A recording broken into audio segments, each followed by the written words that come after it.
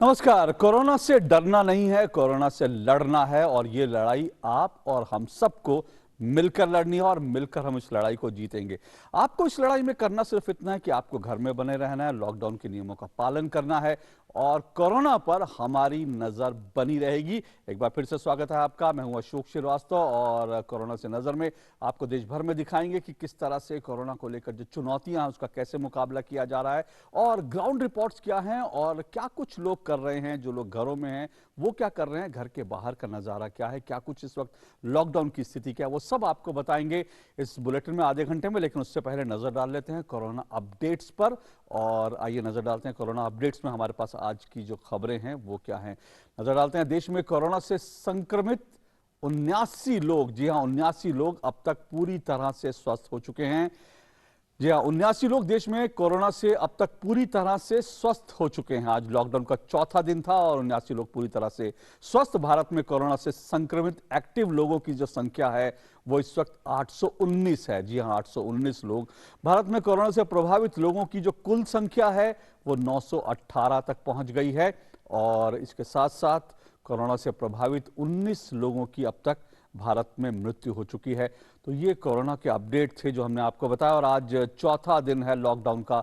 अभी 17 दिन और बाकी हैं, लेकिन इन 17 दिनों में मिलकर मुकाबला करना है। तो ये हमने आपको बताया कि किस तरह से कोरोना का अपडेट क्या है और आइए नजर डाल लेते हैं देश भर की कोरोना से जुड़ी सुर्खियों पर, हेडलाइंस पर। कोविड-19 के खिलाफ लड़ाई में योगदान देने के लिए प्रधानमंत्री नागरिक सहायता और आपातकालीन स्थिति राहत कोष का किया गया गठन। प्रधानमंत्री ने ट्वीट करके नागरिकों से इस कोष में दान देने की अपील की। छोटी छोटी राशि भी आप चाहे तो कोरोना से इस लड़ाई में दान दे सकते हैं। प्रधानमंत्री ने कहा है ये कोष ऐसी अन्य संकटपूर्ण स्थिति के लिए भी काम करेगा। कोरोना की चुनौतियों के बीच प्रधानमंत्री नरेंद्र मोदी ने आयुष चिकित्सकों के साथ किया संवाद। प्रधानमंत्री ने कहा कोविड-19 के संक्रमण को रोकने में आयुष की अहम भूमिका। प्रधानमंत्री ने कहा आयुष से जुड़े गैर सरकारी चिकित्सकों की भी जरूरत पड़ने पर ली जानी चाहिए सेवाएं। प्रवासी मजदूरों, बेघर और अपने घर जाने के रास्ते में फंसे कामगार लोगों के लिए केंद्र सरकार ने किया बड़ा ऐलान। गृह मंत्रालय ने कहा ऐसे लोगों के खाने पीने और राहत कैंप में रुकने की व्यवस्था करें राज्य सरकारें। एसडीआरएफ मद से राज्य सरकारें कर सकती हैं खर्च। कोरोना से केरल में पहली मौत का मामला सामने आया और अभी भी केरल जो है, देश में केरल में सबसे ज्यादा कोरोना से संक्रमित लोगों की संख्या है। महाराष्ट्र अभी है दूसरे नंबर पर। देश लड़ रहा है कोरोना के खिलाफ जंग। ऊर्जा मंत्री ने राहत के बड़े उपायों का ऐलान किया। पेमेंट सिक्योरिटी को घटाकर 50% किया गया। वित्त मंत्री निर्मला सीतारमण ने भी मुश्किल घड़ी में बैंकिंग सुविधाएं सुचारू रूप से चलाने के लिए बैंकिंग क्षेत्र का शुक्रिया अदा किया। उत्तर प्रदेश सरकार ने दूसरे राज्यों से आने वाले लोगों की मदद के लिए 1000 बसें चलाने का इंतजाम किया, लेकिन ये व्यवस्था आज तक की है। गौतम बुद्ध नगर में मकान मालिकों से महीने भर बाद ही किराया लेने के लिए कहा। उनको कहा इस महीने किराया नहीं लिया जाएगा और आदेश का पालन न करने वालों के खिलाफ होगी कड़ी कार्रवाई। भाजपा अध्यक्ष जेपी नड्डा ने किया ऐलान। कोरोना से जारी लड़ाई में पार्टी के सभी सांसद अपनी सांसद निधि फंड से 1 करोड़ रुपया करेंगे जारी। तो ये थी देश भर की सुर्खियां। आइए अब नजर डाल लेते हैं अंतर्राष्ट्रीय सुर्खियों पर भी। अंतर्राष्ट्रीय सुर्खियां इस वक्त कोरोना से जुड़ी वो क्या हैं। दुनिया भर की 1 अरब आबादी लॉकडाउन में 27,000 से ज्यादा अब तक मौतें हो चुकी हैं। 6 लाख से ज्यादा लोग कोरोना संक्रमण के शिकार।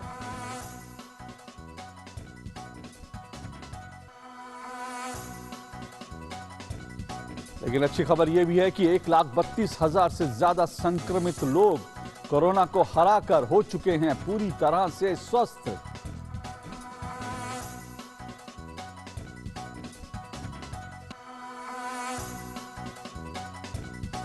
ब्रिटेन की महारानी तक पहुंचा कोरोना का खतरा। एक सहायक का कोरोना टेस्ट पॉजिटिव, लेकिन सहायक की पहचान अभी उजागर नहीं की गई है।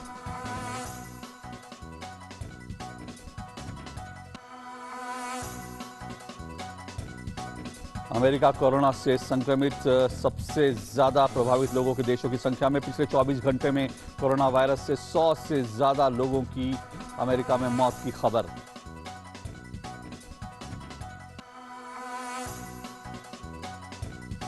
जर्मनी के चांसलर एंजेला मर्केल क्वारंटीन में।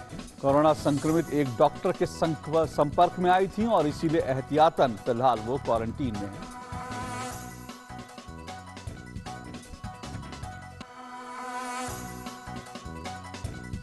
फ्रांस ने कोरोना से लड़ने के लिए लॉकडाउन की अवधि 2 सप्ताह के लिए और बढ़ाई।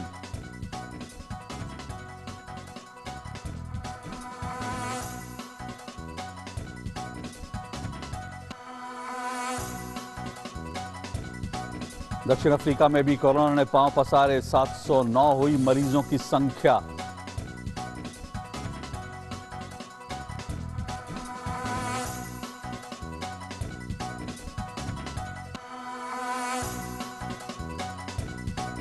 पाकिस्तान में कोरोना वायरस के मामले बढ़कर हुए 1400 से ज्यादा। अब तक पाकिस्तान में कोरोना संक्रमित 11 लोगों की हुई मौत।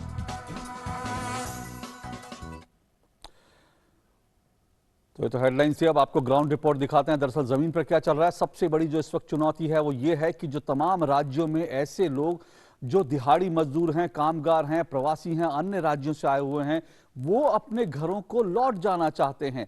दरअसल उनके बीच एक पैनिक है और हम आपको ये बता दें कि अभी देश में लॉकडाउन है और लॉकडाउन का मतलब है कि आप जहां हैं वहीं रुकें। लेकिन उसके बावजूद हो क्या रहा है कि बहुत से लोग जो हैं वो परेशान होकर अपने अपने घर के लिए रवाना हो रहे हैं। लोग कई कई किलोमीटर पैदल चल रहे हैं और अपने घर पहुंच जाना चाहते हैं। उत्तर प्रदेश सरकार ने फिलहाल उनके लिए आज जो है 1000 बसों की व्यवस्था की है, लेकिन ये व्यवस्था आज तक की ही है।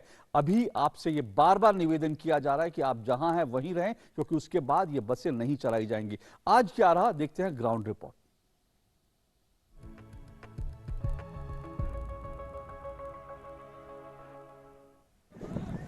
इस वक्त मैं कौशाम्बी का जो बस अड्डा है मैं वहाँ पर हूँ और ये कौशाम्बी के बस अड्डे पर आप देख रहे हैं यहाँ पर कुछ बसें लगी हुई हैं। जो लोग उत्तर प्रदेश के जो तमाम दिहाड़ी मजदूर कामगार हैं वो उनको अपने घर भेजने के लिए ये सुविधा उपलब्ध कराई गई है। फ़िलहाल ये आपातकालीन सेवा के तौर पर उपलब्ध कराया गया है और आप देख रहे हैं कि यहाँ पर भारी तादाद में लोग पहुँचे हुए हैं। चारों तरफ आपको दिखाई देगा कि लोग ही लोग हैं और साथ साथ यहाँ पर कोई भूखा ना रहे उसके भी प्रबंध किए जा रहे हैं। यहाँ पर भोजन का इंतज़ाम किया गया है और जो भी लोग यहाँ पहुँच रहे हैं उनको खाना उपलब्ध कराया जा रहा है। खुद पुलिस वाले जो हैं यहाँ पर भोजन बांटते हुए दिख रहे हैं और ये एक बस जो है वो फ़िलहाल रवाना हो गई है अपने गंतव्य के लिए। यहाँ पर आपको दिखाई देंगी बसें खड़ी हुई हैं, तादाद में लोग पहुँच रहे हैं और लोग अपने अपने घरों की ओर पहुंच रहे हैं। आप लोग कहाँ से हैं भाई साहब? बहराइच। हाँ, बहराइच से। और कहाँ से आ रहे हैं अभी आप? ये दिल्ली से नांगलोई से। पैदल आ रहे हैं? कोई आपको सुविधा मिली? बस मिली। आपको बस मिली? कमरे से पैदल। हाँ, यहाँ पे बस मिली। और अब बहराइच के लिए आपको बस मिल गई? नहीं, अभी नहीं मिली। कुछ पता जानकारी आपको मिली?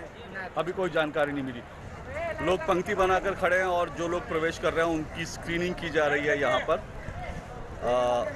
उनका तापमान देखा जा रहा है और साथ साथ उनसे कहा जा रहा है कि वो अपने डिस्टेंस बनाकर रखें। ये आप देखिए इस तरह से लोग कतारों में लगे हैं। इस बीच जो कामगार हैं, दिहाड़ी मजदूर हैं, उनका पलायन जो है वो लगातार चल रहा है। इस वक्त आप देख रहे हैं यहाँ पर काफ़ी बड़ी तादाद में लोग जो हैं, दिहाड़ी मजदूर जो है वो निकल कर बस अड्डों की तरफ जा रहे हैं और रास्ते में जो लोग हैं उनको भोजन भी उपलब्ध करा रहे हैं। देखिए फूड पैकेट लोगों ने बनाए हैं और जो लोग इस तरह से हैं, जो लोग भूखे हैं, उनको लोग फूड पैकेट्स दे रहे हैं। भाई साहब, कितने फूड पैकेट आपने सुबह से बांट दिए?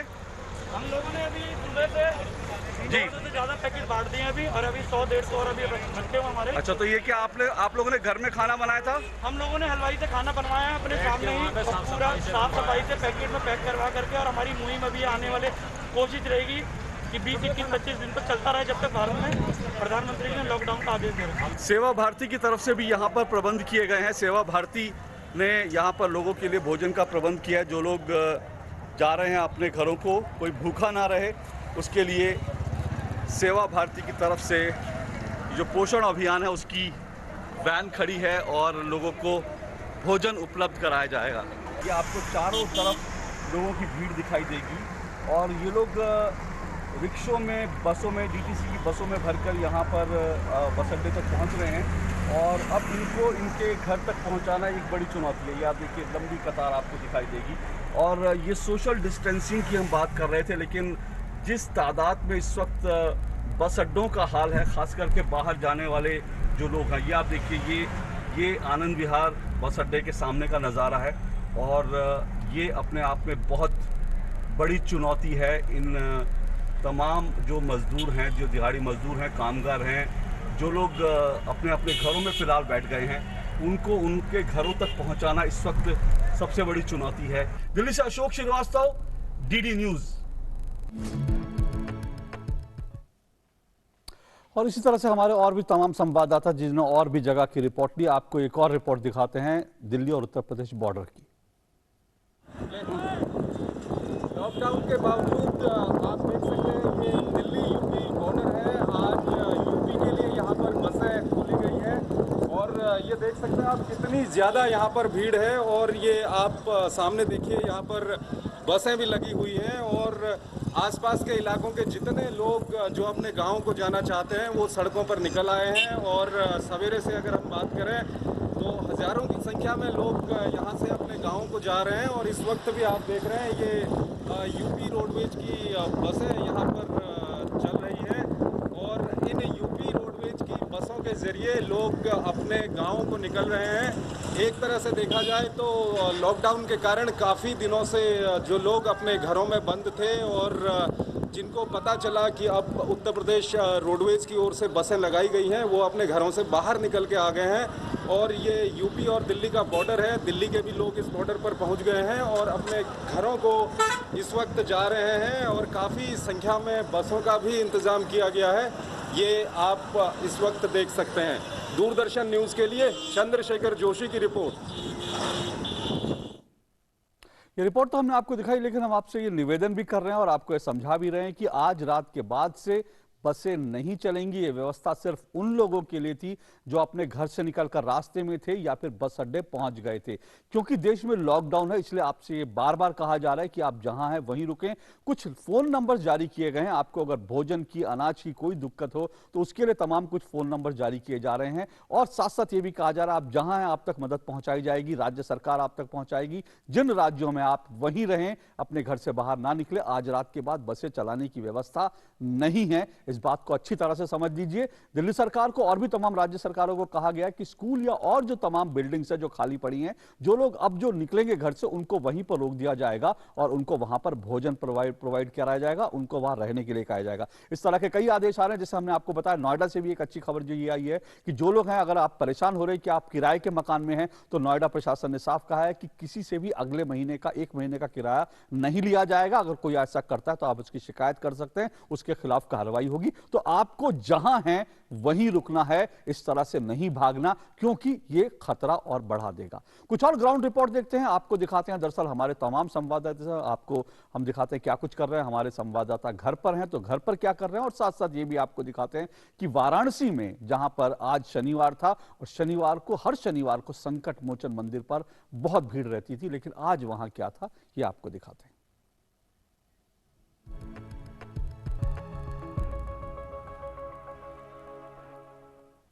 शनिवार का दिन और संकट मोचन पर भक्तों की भीड़ ना हो, ऐसा सोचना बनारस में तो कम से कम मुमकिन नहीं था। लेकिन कोविड-19 के चलते पूरा शहर एहतियात बरत रहा है और आज यहाँ भक्तों की भारी कमी है। सिर्फ ना के बराबर कुछ लोग ही दिखाई दे रहे हैं।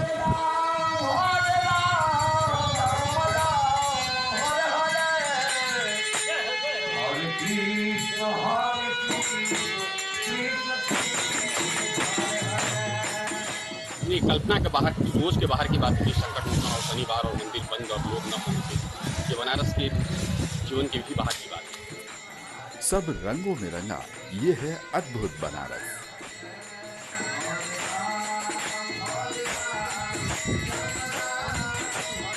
मंदिर में दर्शन बंद हैं और घरों में भक्त। गलियों की दुकानें बंद हैं यूं तो दिन चैत्र नवरात्र के ही श्रद्धालु अपने घरों में ही मां की स्वरूप की पूजा कर रहे हैं। कुष्मांडा का रूप दुर्गा कुंड का ये मंदिर है, लेकिन सावधानी और जिम्मेदारी देखिए और तस्वीरों में बनारस का जन सहयोग देखिए। सड़कें हर ओर खाली ही हैं।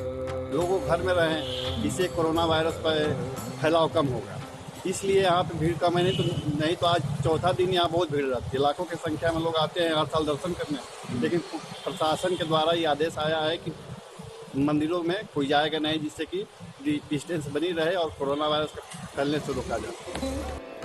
बनारसी पहले से कहीं ज्यादा सतर्क और कोविड-19 के खिलाफ मुस्तैद होता जा रहा है।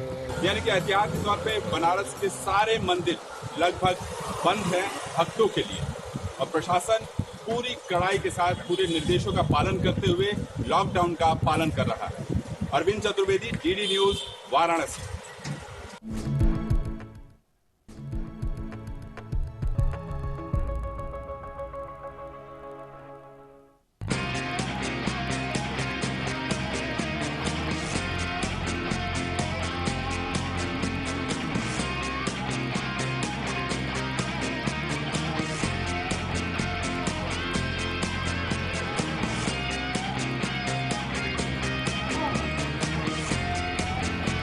देश भर में 21 दिन का लॉकडाउन है और ये बहुत अच्छा मौका है उन लोगों के लिए जो अपने बच्चों के साथ समय नहीं व्यतीत कर पाते, क्योंकि अक्सर देखा जाता है कि लोग सुबह अपने ऑफिस चले जाते हैं या फिर अपने काम पे चले जाते हैं और देर शाम तक लौटते हैं और बच्चों के साथ समय नहीं बिता पाते। ये बहुत बेहतरीन मौका है कि हम देख सकते हैं कि बच्चे कौन कौन सा खेल खेल रहे हैं, कौन कौन सा गेम खेलते हैं, उनका जो दिन है वो कैसे कटता है। और ये हमारी प्रतिबद्धता भी है कि हम 21 दिन तक अपने घर में रहे, बाहर ना निकले, क्योंकि इसी में हमारी आपकी सुरक्षा है। रिद्धि, तुम अपना जो लॉकडाउन के समय है कैसे व्यतीत करती हो?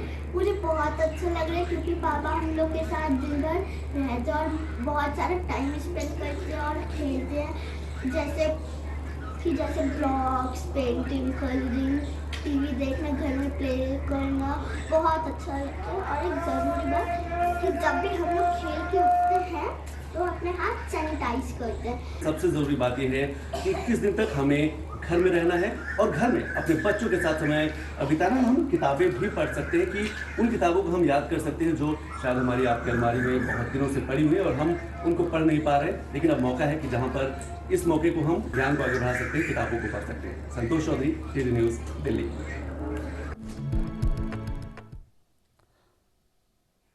तो बच्चों के साथ पढ़िए किताब और बच्चों के साथ खेलिए, किताबें पढ़िए और साथ साथ अब तो आपके पास एक और मौका है रामायण महाभारत को देखने का। जी हाँ, आज से रामायण शुरू हो गई और आज रामायण जब शुरू हुए तब क्या हुआ सड़कों पर वो भी हम आपको दिखाते हैं, क्योंकि एक वो भी दौर था जब रामायण जब शुरू होती थी उसके बाद पूरे देश में कर्फ्यू जैसी स्थिति आ जाती थी, लोग घरों से नहीं निकलते थे। अब जबकि कर्फ्यू जैसी स्थिति है ही, लॉकडाउन है, तो रामायण शुरू हुआ, कैसे हुआ देखते हैं इस रिपोर्ट में।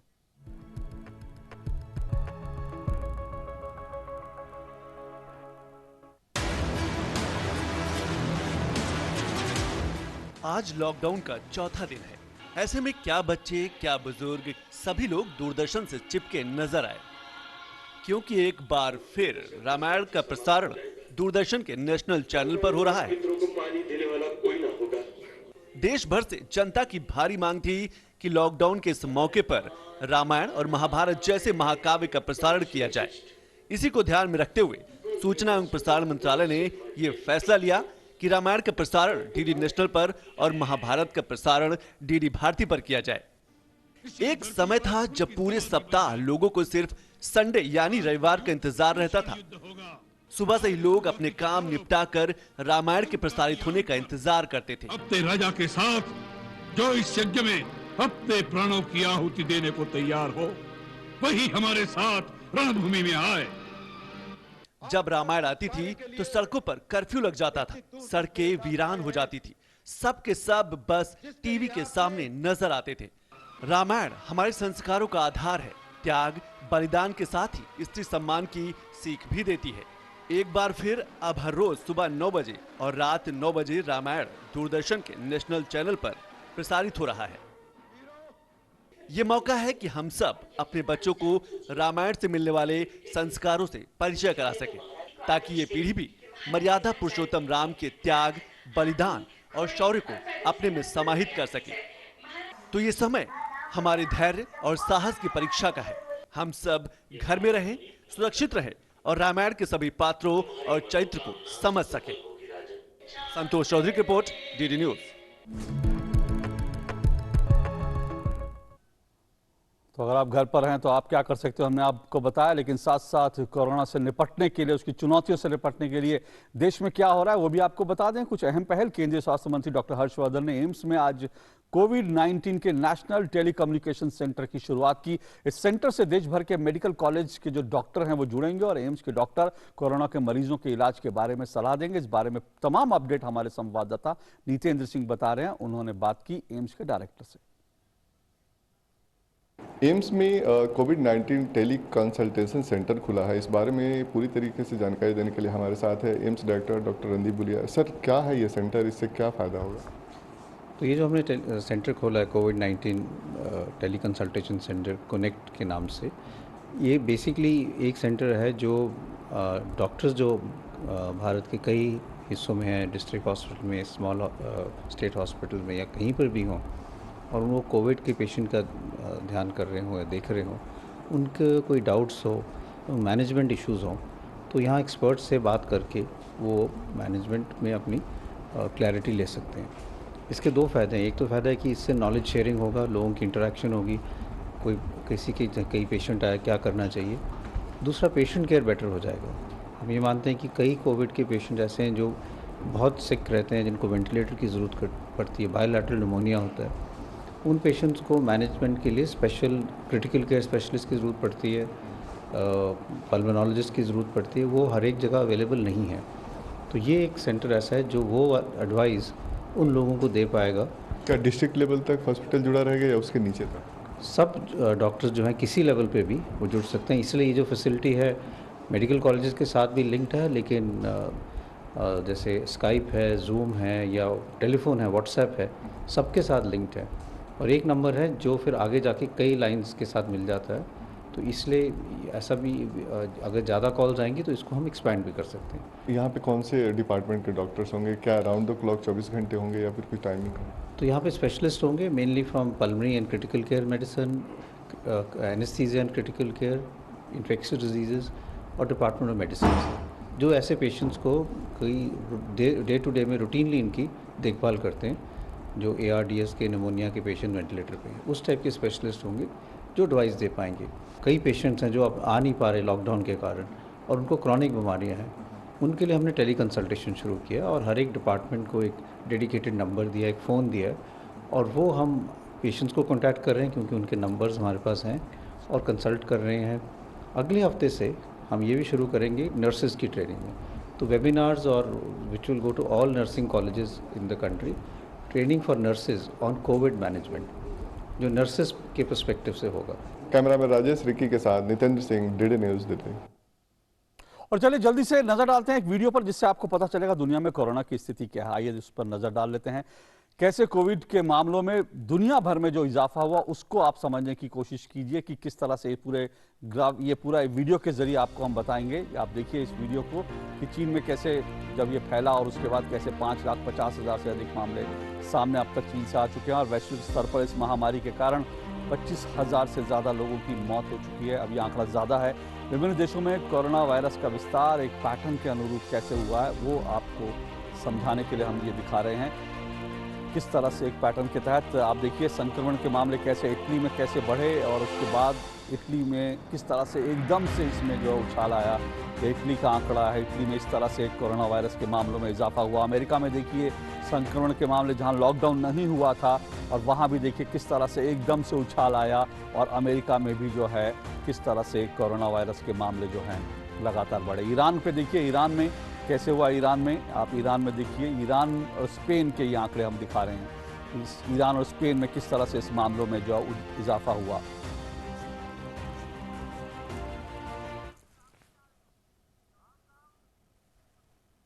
तो आप देखिए, और इसीलिए हमसे बार बार आपसे हम कह रहे हैं कि आप घर पर रहिए, घर पर रहिए, और तमाम सितारे भी आपसे अनुरोध कर रहे हैं कि घर पर रहिए। कैसे, आइए देखते हैं।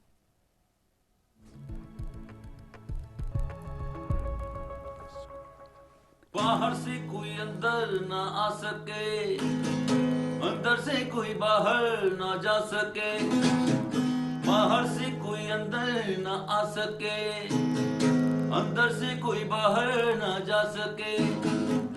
ऐसा ही करोगे तो बचोगे, वरना हाथ मलते रहोगे। हम तुम घर कमरों में बंद हो तो कोरोना भाग जाए,